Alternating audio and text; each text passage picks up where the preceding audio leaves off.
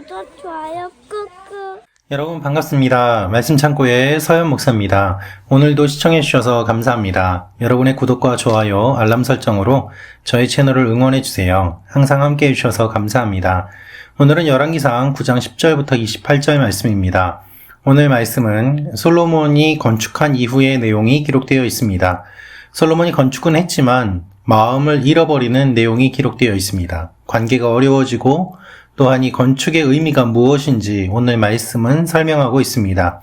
오늘 이 말씀을 통해서 우리에게 주시는 하나님의 마음을 함께 묵상해 보기 원합니다.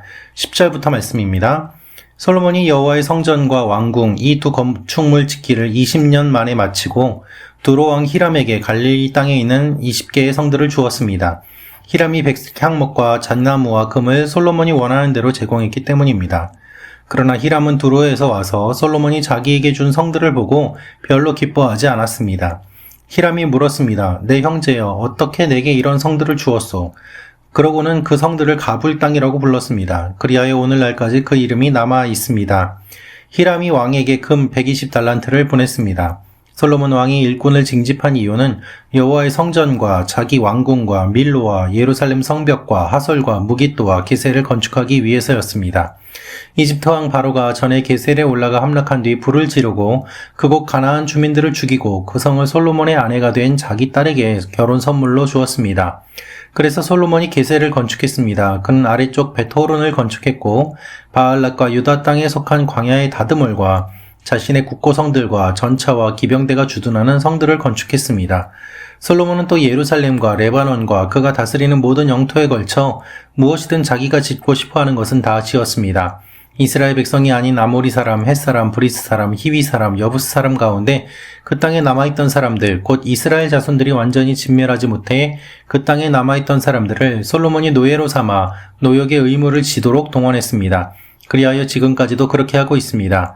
그러나 이스라엘 백성들은 한 명도 노예로 삼지 않았습니다.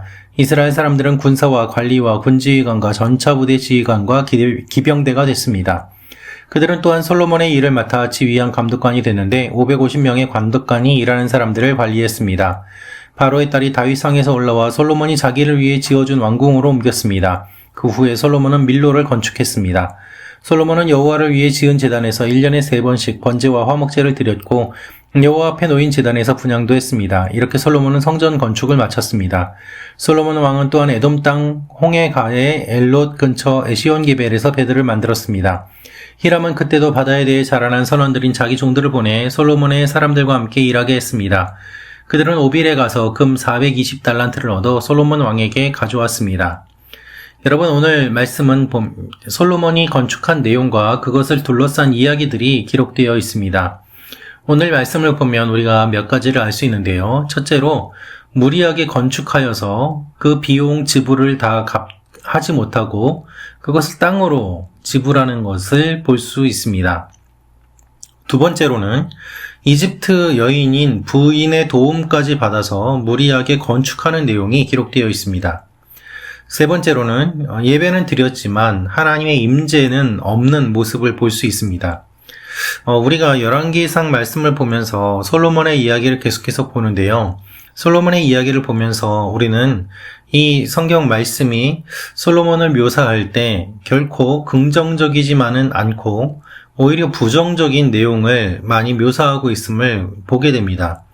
우리가 이 내용들을 보면서 약간 당황스럽기도 한데요.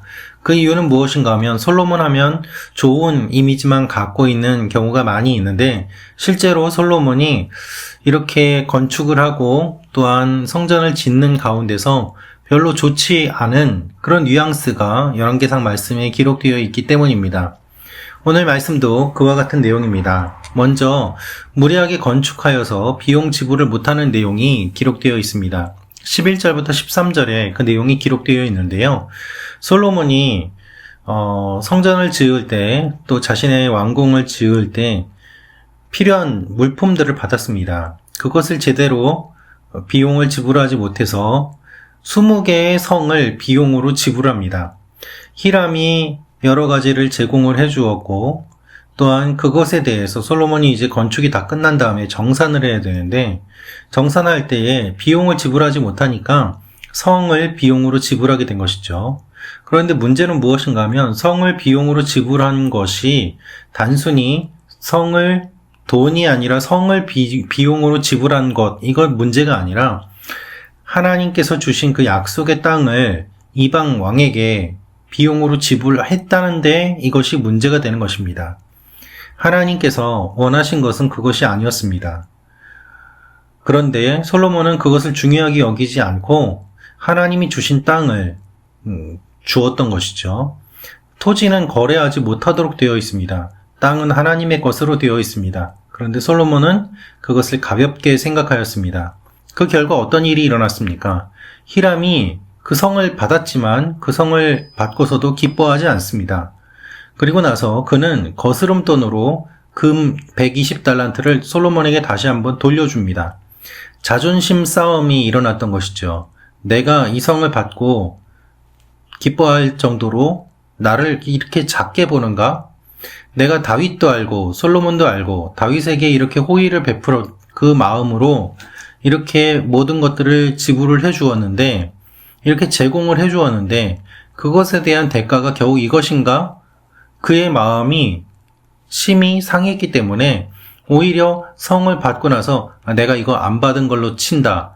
내가 이거 받지만은 이거 받은 값은 내가 다 치르겠다 라면서 그는 자존심을 내세우고 금 120달란트를 다시 한번 돌려주는 것입니다. 기쁘게 시작한 일이 관계의 어려움으로 막을 내리게 됩니다. 다윗을 생각하여서 기쁘게 자신의 것들을 제공을 하였지만 솔로몬은 그것을 금전적으로 계산하고 또한 제대로 그것에 대한 평가를 해주지 않은 것이죠. 그 결과 결국 둘 사이의 관계가 어려워지고 좋지 않은 모습으로 막을 내리게 되는 것을 보게 됩니다.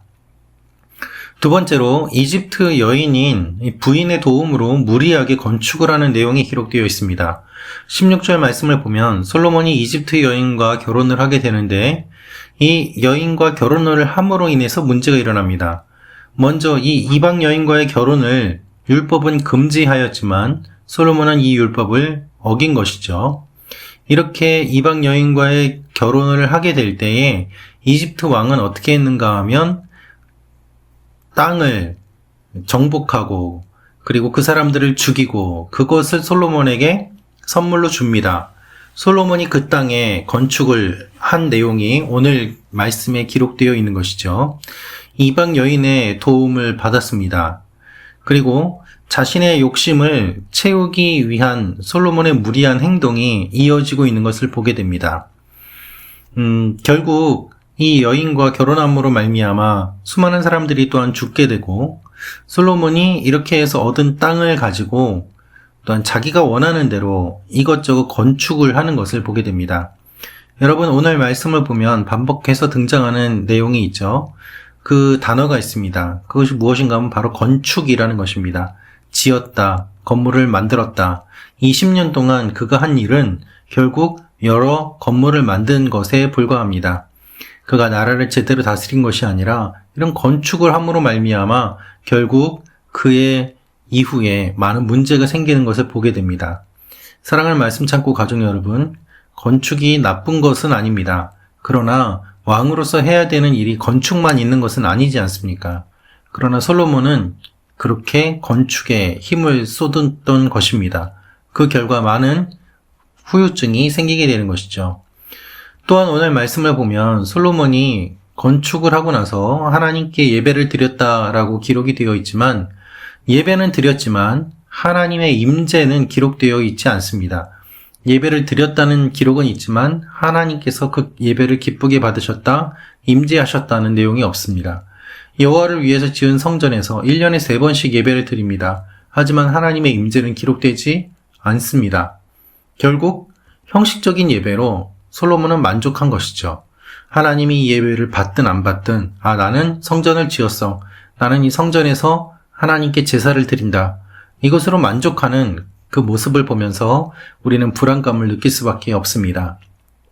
사랑하는 말씀 참고 가족 여러분, 우리가 열심히 하지만 정작 중요한 것을 놓치고 있지는 않습니까?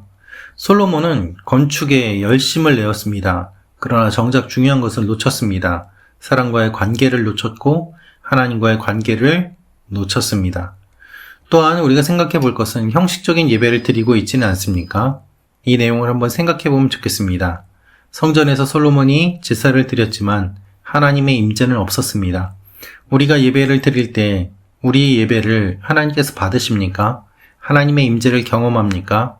오늘 이 말씀을 통해서 하나님께서 주시는 내용들을 깊게 묵상하고 우리의 삶에 적용해보는 시간들이 있으면 좋겠습니다. 기도하겠습니다. 살아계신 아버지 하나님, 솔로몬을 통해서 많은 것들을 봅니다. 솔로몬의 잘못된 부분들을 배우지 않게 하시고 하나님 앞에 언제나 깨어서 신실하게 반응하게 하여 주옵소서. 예수님의 이름으로 기도합니다. 아멘.